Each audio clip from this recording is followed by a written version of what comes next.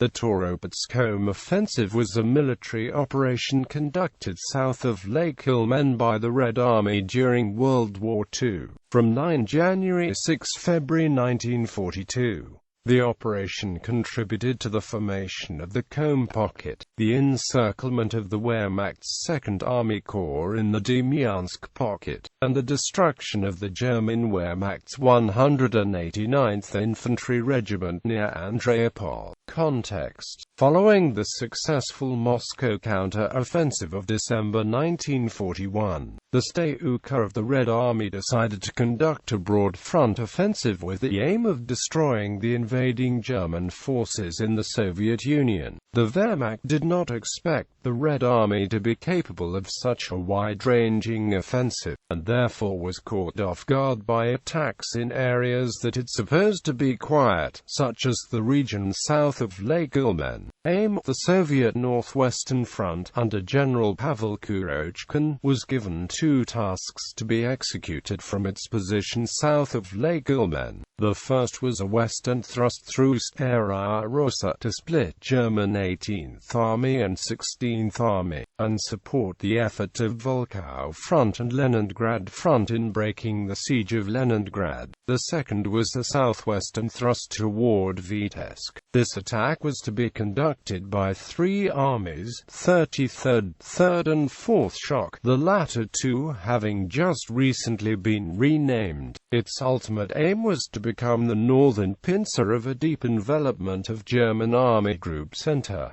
The battle, the initial penetration of the 3rd and 4th Shock armies was very successful. German forces in the sector were overrun with heavy losses. The failure to predict this attack, coupled with multiple demands on the German reserves, gave the Soviet Front Command an opening which it exploited to the utmost, driving deep into the German rear. While the Soviet forces had few supplies at the start of the offensive, they could keep going through the capture of significant amounts of German supply stores at Toropets. The tank support for such an operation was very weak on the Soviet side, especially compared to the requirements of the doctrine of deep operations, and the practice later in the war, showing the dearth of resources in the Soviet arsenal at this low point of Soviet fortunes in the war. Eremenko's 4th Shock Army had only 2 tank battalions, the 117th Tank Battalion with 12 Lend-Lease Matilda IIs, 9 Valentines, and 10 T-60s, and the 141st Tank Battalion had 4 KV-1s, 6 T-34s, and 20 T-60s.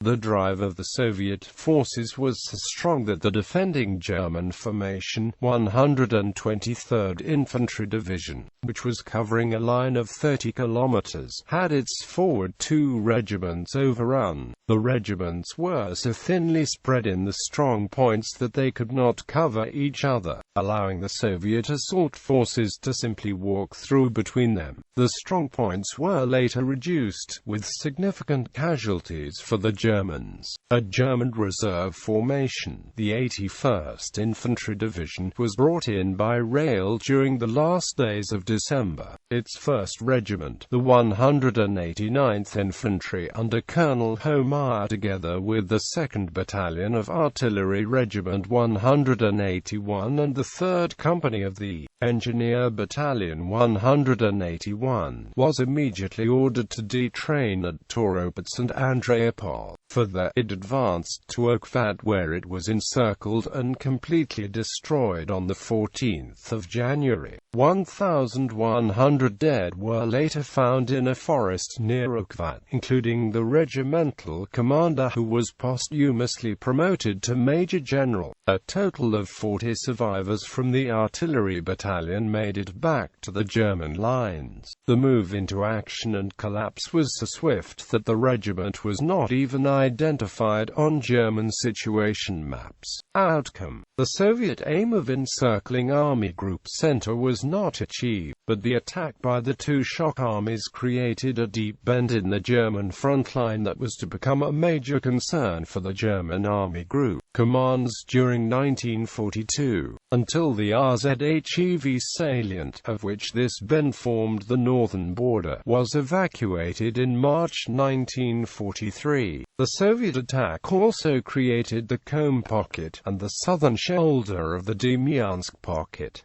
Forces involved: Soviet Northwestern Front 3rd Shock Army 4th Shock Army 249th Rifle Division, German Army Group North 16th Army 2, Army Corps 123rd Infantry Division 416th Infantry Regiment, 418th Infantry Regiment 81st Infantry Division 189th Infantry Regiment SS Cavalry Brigade.